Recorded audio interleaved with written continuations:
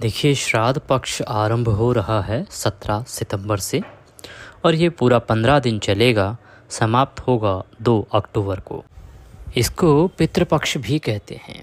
ये जो वीडियो बनाया जा रहा है यूट्यूब पर, ये ख़ास करके यूथ के लिए है, युवाओं के लिए है, जवान भाई बहनों के लिए है। हम इस वीडियो के माध्यम से बताएंगे कि सभी को श्राद्ध करना क्यों ज़रूरी है। आजकल के यूथ को पता नहीं है, तो ये वीडियो आप पूरा ज़रूर देखिएगा। आप लोगों को क्यों पितृदोष ने घेर रखा है, क्यों आप लोग जीवन में उन्नत नहीं हो पा रहे हैं, आखिर क्यों आपके घर के सदस्य रेगुलर बीमार पड़े रहते हैं। देखिए, मनुष्य के ऊपर 3 ऋण होते हैं, पितृ ऋण, देव ऋण और ऋषि ऋण। यज्ञ हवन करते हैं ना हम लोग, तो उससे देव ऋण दूर हो जाता है, मुक्ति मिल जाती है देव ऋण से।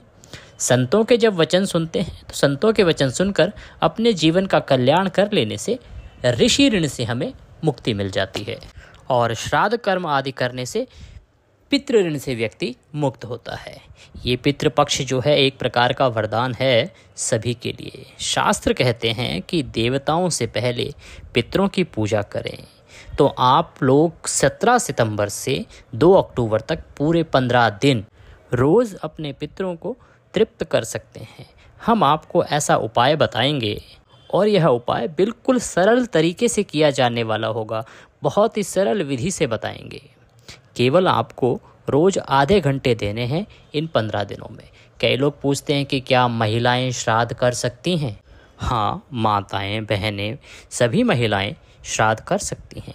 गरुड़ पुराण के अंदर श्लोक 11 से 14 के अंदर इसका वर्णन भी आता है।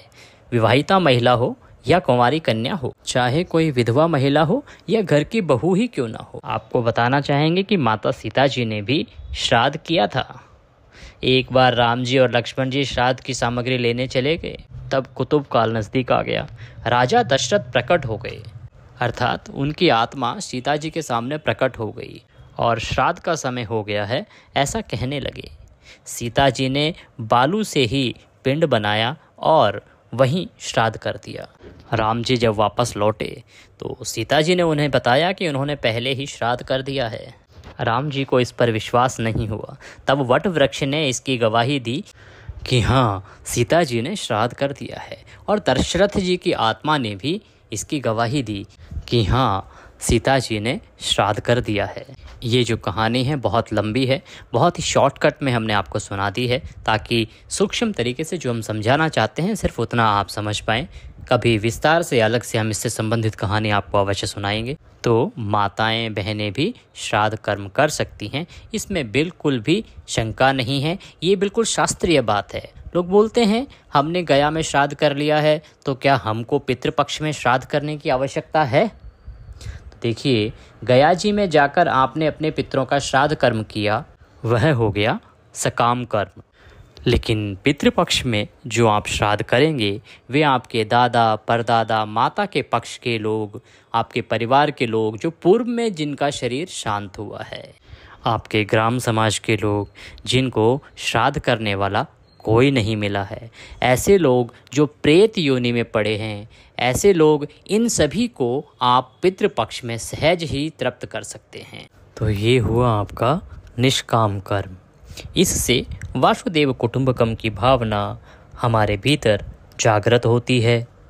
देखिए, एक बात आप अवश्य ही लिख के रख लीजिएगा। अगर आपने पितरों को तृप्त कर दिया, खुश कर दिया ना, तो आपकी उन्नति के मार्ग अपने आप खुलते ही चले जाएंगे। और ये जो पितृपक्ष है, इसके अंदर आपको मौका मिलता है कि आप पितरों को खुश करें, अपने भाग्य के द्वार खोल दीजिए।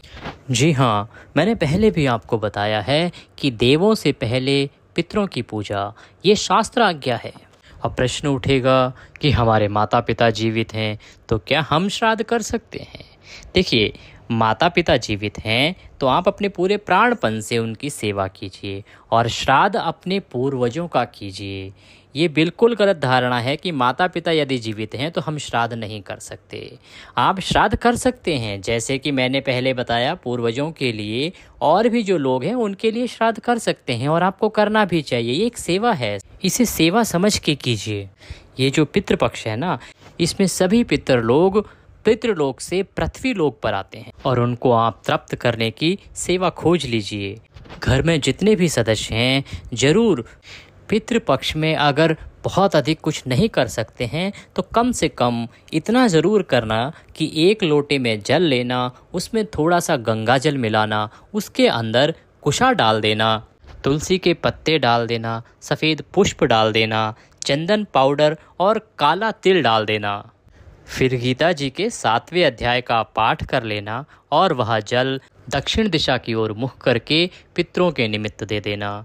जल देते समय आपको जिन्हें देना है उनका नाम ले सकते हैं, अन्यथा आप ऐसा भी कह सकते हैं कि जिनको भी मेरे द्वारा दिए गए इस जल की आवश्यकता हो वे इस जल के द्वारा तृप्त हों। ऐसा कहते हुए भी आप जल दे सकते हैं। जिनको ऑफिस जाना हो वे लोग सूर्योदय होते होते भी यानी सुबह सुबह भी आप लोग जल दे सकते हैं, और जिनके पास समय हो वो लोग इस जल को कुतब काल में देना। कुतब काल मैंने पहले भी आपको बताया है। दिल्ली में कुतब काल का समय है 11:51 से और 12:40 तक। महाराष्ट्र में 12:08 से और 12:57 तक। यूपी में 11:36 से और 12:35 तक। बिहार में 11:19 से और 12:08 तक। छत्तीसगढ़ में 11:35 से 12:22 तक। राजस्थान में 12:08 से और 12:57 तक। गुजरात में 12:09 से और 12:58 तक। पश्चिम बंगाल में 11:06 से और 11:55 तक। पंजाब में 11:52 से और 12:42 तक। इस प्रकार से जो मुख्य मुख्य जगहें हैं उनके कुतुब काल के समय हमने आपको यहाँ पर बताए हैं। तो इनके अनुसार आप कुतुब काल में ही ये जो प्रयोग करना है उसको कीजिएगा, जल दीजिएगा। जिनको भी प्रॉपर तर्पण करना सीखना हो, घर बैठकर स्वयं से खुद तर्पण करना हो, तो वे लोग हमारा तर्पण स्पेशल वीडियो देखना ना भूलें। उसमें हम विधान से बताएंगे कि तर्पण आपको किस प्रकार से करना है, आप स्वयं तर्पण किस प्रकार से कर सकते हैं। अगर कोई ब्राह्मण नहीं भी बुलाते हैं तो भी आप प्रत्येक दिन अपने पितरों का तर्पण शास्त्रों के अनुसार साधारण विधि से कैसे कर सकते हैं, वह वीडियो हम आपके लिए भेजने वाले हैं, अपलोड करने वाले हैं, उसको देखना ना भूलें। ये तर्पण जल वाला प्रयोग परिवार में सभी को करना चाहिए। घर में आप लोग संस्कार दीजिए, अपने बच्चों से ये तर्पण विधि करवाइएगा ताकि उनके अंदर ये संस्कार जागृत हो। हमारा प्रयास रहेगा कि श्राद्ध के प्रत्येक दिन एक वीडियो श्राद्ध से संबंधित, तर्पण से संबंधित जानकारी के साथ शास्त्र अनुसार विधि बनाकर आपको प्रत्येक दिन एक नई जानकारी के साथ वीडियो अपलोड करें। तो आप कृपया उनको देखिएगा, उससे लाभ लीजिएगा। और अगर आपके मन में कोई भी सवाल है, शंका है, आप कुछ जानना चाहते हैं तो इस वीडियो के कमेंट में पूछ लीजिए ताकि अगले वीडियो जो हम बनाएं उसमें उन सभी शंकाओं का समाधान हम दे सकें। जो सवाल आपके मन में हैं उनसे संबंधित वीडियो भी हम आपके लिए जवाब सहित बना के अपलोड कर सकें।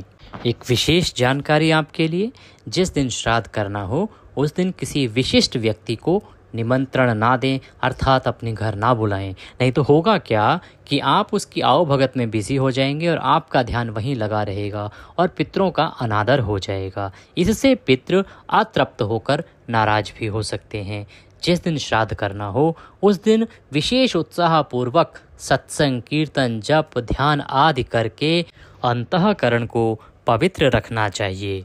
सूक्ष्म जगत के लोगों को हमारी श्रद्धा और श्रद्धा से दी गई वस्तु से तृप्ति का एहसास होता है।